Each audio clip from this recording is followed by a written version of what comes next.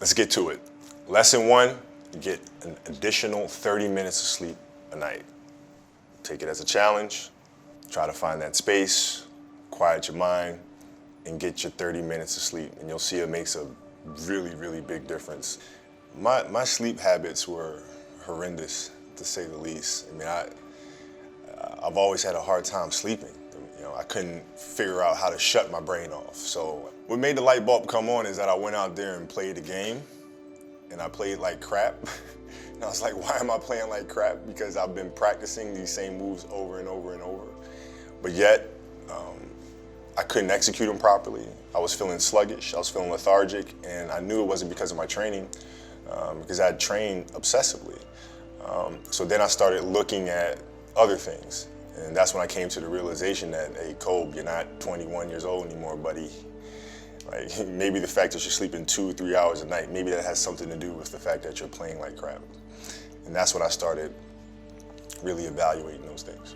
And I'd say lesson 2 would be just 5 minutes of quiet time. 5 minutes for you to be mindful and to just sit and find that inner voice and just kind of listen to the self. Preferably would be in the morning as you start your day. I meditate every day.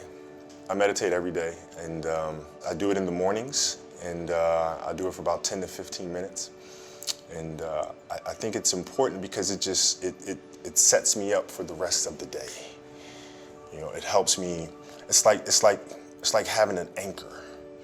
You know, it's if I don't do it, I feel like I'm constantly chasing the day, as opposed to being able to be controlled and dictate the day. Not that you're, calling the shots on what comes forward, but the fact that I am set and ready for whatever may come my way.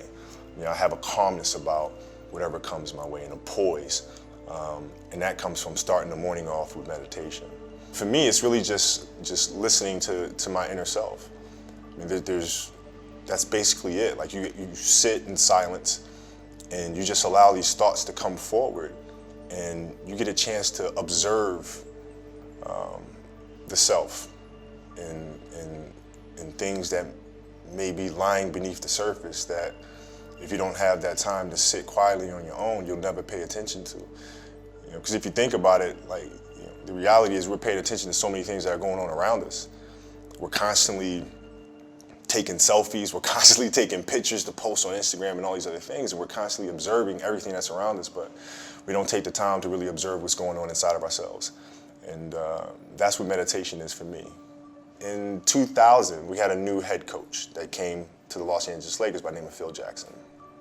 And Phil was just coming off of winning 6 championships with the Bulls. And he was really big on mindfulness and really big on meditation. And it wasn't an option for us. So we'd sit in our film room and he'd turn the lights out and we would meditate as a group. And he'd teach us mindfulness. And it really connected with me because he was teaching mindfulness through something that I was extremely passionate about, which was the game of basketball. So it was told through the lens of, this is going to help you here. And so I had this curiosity about it. And that was my introduction to meditation. And then seeing the poise that we played with, the fact that we can be in a hostile environment with fans yelling and screaming and pressure situations, and it having no effect on us, because we were never too high, never too low. We were just in the moment, and felt very secure in who we were. And that was my introduction to meditation. I had a great experience, which really I learned a lot about meditation through this experience. I was on a jet ski, and I took the jet ski out in the ocean, and I just kind of sat, and I just let the current just take me wherever it was going to take me. And I really saw a lot of meditation through that moment, because I wasn't trying to control the moment. I wasn't trying to force myself upon the waves and dictate where I was going to go. I just let the waves take me there. And there was a lot of peacefulness involved in that.